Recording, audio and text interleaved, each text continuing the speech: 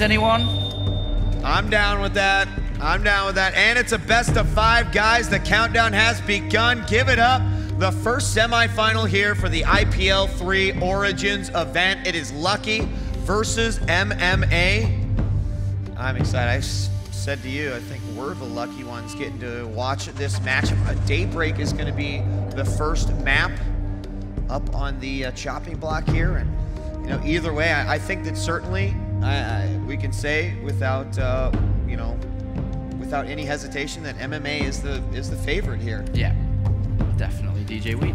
All right, up here in the northeast, we have got our blue Zerg, a player reigning from FXO. Give it up for Lucky.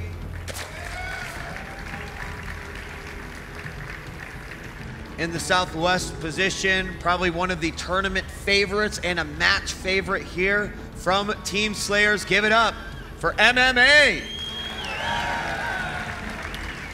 And one of the things I personally like when we come to these later stages of the tournaments and when we do actually have Koreans facing off against each other, it feels to me that Lucky here is getting the opportunity of a lifetime, because within Korea and the way that GSL works, it is very difficult to actually get up into Code S because you have to fight through Code B, Code A. And Lucky is a Code A player, and he's basically survived in Code A for the last 2 seasons, but he's getting a shot at a Code S player here, and I really have high hopes for him. I mean, you don't really get to see too much of Lucky, especially if you don't watch the GSL regularly, and this is his opportunity to shine. And can he do it? I mean, he's already shined sort of in my Zerg heart throughout the competition, sort of showing burrowed banelings as one of his specialties, and we certainly have seen some greatness come out of that. We've got MMA dropping a Rax here at the expansion as natural behind the mineral line, which of course is a good place to not get scouted. And Lucky did pull his drone down to the south side just to make sure the Rax wasn't there, just at that kind of 6 o'clock base position there. He's going to go in now, and he's going to scout that there is no barracks, and go in there. We'll see that there's no gas either, and maybe under threat of any 2 Rax pressure or maybe fake 1 Rax, but I'm sure he'll go around, use his drone to go find it, and when he does find it in this position, well, if he does find it, then he's going to be feeling rather comfortable. It is in a very defensive position, and he does go there and spots it up, checks regular kind of places for that barracks to be in. Meanwhile, adding on the gas before spawning pool here, realizes that I don't need my spawning pool first here. That is quite a far away. If you were going to be aggressive with that barracks, you would have put it on the other side, not to the left of this map. Yeah, absolutely, and just a good read, but being diligent with the scouting obviously is kind of a tactic that will hopefully get a player to maybe panic just a little bit. But when you're playing at this high of a level at this point in this stage of the tournament, you know, it's going to be much more difficult to sort of like throw your opponent off. This Overlord does get spotted up here. It parks itself just above this atrium. I didn't even realize that greenhouse was there. But yeah, here we go. As I really feel like Lucky throughout all of his competition here at the IPL 3 has shown us sort of a, I don't want to say a new style of Zerg, but a style of Zerg that I think people are really going to pay attention to. They're going to try to refine themselves, and hopefully beyond this tournament, we'll see more Zerg players adapting some of the strategies that Lucky's brought to the table. And MMA is going to be able to adapt a lot here, and to be honest, MMA is probably in red eye mode, wants to kill Lucky because he's beaten Boxer earlier on. He's beaten Ryung as well, both Slayers members here. So FXO Lucky has really been team killing Slayers throughout the entire tournament. And MMA is, like mentioned, the last Slayers player here. Will he be able to go the distance? It's, I mean, yeah, I think he's capable. That's the thing that's so interesting about this matchup, Apollo, is that, you know, MMA, and you look at his victories as of late, and some of the things he's been able to accomplish. And we do have a command center going down now for MMA behind all of this as well. We see the Lings actively scouting around the map, trying to hold on to the vision as well. MMA, I think, is in trouble, DJ Wheat, because we have a Roach Warren going down as well. He's gone for a 3rd command center here. He's adding on a reactor onto this barracks. The thing is with Slayers players, they have this 3rd command center building. We've seen Thorzane use it a lot previously. We've seen Ryung use it a lot in the GSL. But I don't know. This is going to be really tough, especially the way that Zerg players have been adapting in this tournament alone, is that they like to go for these Roachling pressure plays, especially against these form of fast expand builds, which we're seeing from Ryung here. I mean, seeing from MMA here, and all of a sudden this could change everything. Oh, he's got 2 factories as well. Yeah. If he goes into Hellions from this, it's basically going to be an automatic loss straight here. This is going to be really tough. But it is a tech lab. He still can go a tank. If he gets a tank out, he will be able to repair it a lot. But at the same time, the amount of lings and 10 roaches in production, I'm getting scared. You had every right to be scared. You know, the moment that he hit 27 drones, that's when the droning stopped. Then we saw the 2 overlords come out, which is typically when the Roach Warren is building. It's going to be something that will allow you to pad your supply, and they are heading out right now.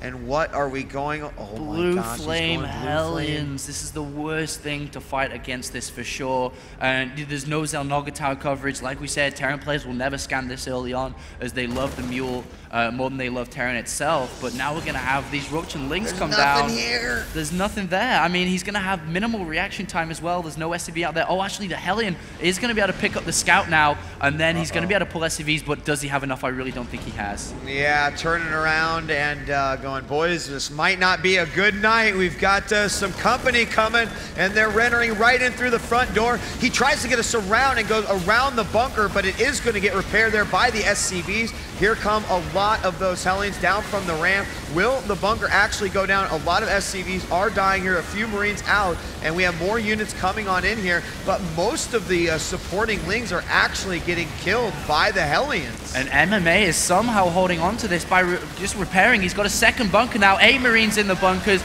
but look at this, there's so many Lings in production, 20 more streaming on the map, but 8 Marines in 2 bunkers with, I mean, he's going to be able to wall off as well and filter this through, and MMA, surprisingly, is taking not that much damage. He's losing a lot of SUVs, but like you said, 27 drones were stopped at, and MMA somehow holds on to this. Yeah, and a lot of Lings were in production behind that, so just now the droning has begun. Had he decided to cease that attack, look at these are all potential drones right there, and that is mean. Well, look at this. MMA goes, that was a lot of units. He might be trying to drone beyond this. He is moving into a counter-attack position here, which could be perfect. We have one of the bunkers that were salvaged, and I think that's exactly what's going to happen. What's over here to protect it? This one Spinecrawler is going up, but there's the Lings on the counter-attack. They'll go right into the main.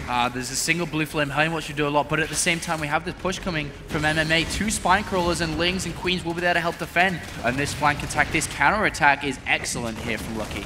Yeah, and we got more Lings on the way. Lara is coming as well, and you know what? It looks like he has gone ahead and forced MMA to retreat, and now the Lings are just kind of tearing things up here. Blue Flame Hellion does go out, trying to get surround on that, but the bunker's still there as well. All the SCVs did transfer over to the natural, but look, there's still a ton in here. Forced the orbital to lift as well, and he's continuing to do some damage. So he did hold on, and how many SCVs total? 28 SCVs lost in total, making it 28 harvesters for MMA and 42 for Lucky. And as you said, the lair is on its way now as well. He's taken all the gases. His gas is at 400 because he's literally been building Lings for reinforcements for a very, very long time. So he can go directly into Aspire now. He can take gases and get the gas income higher, and can transition nicely over into Mulus, can take a 3rd base as well, which I'm sure he'll do very, very shortly. But he's in a really comfortable position. 50 drones versus 31 SCVs. Though the one saving grace from MMA we shouldn't forget about is that his build revolved around a 3rd command center. So he's going to have that extra set of mules to actually crawl back here. Yep, great point.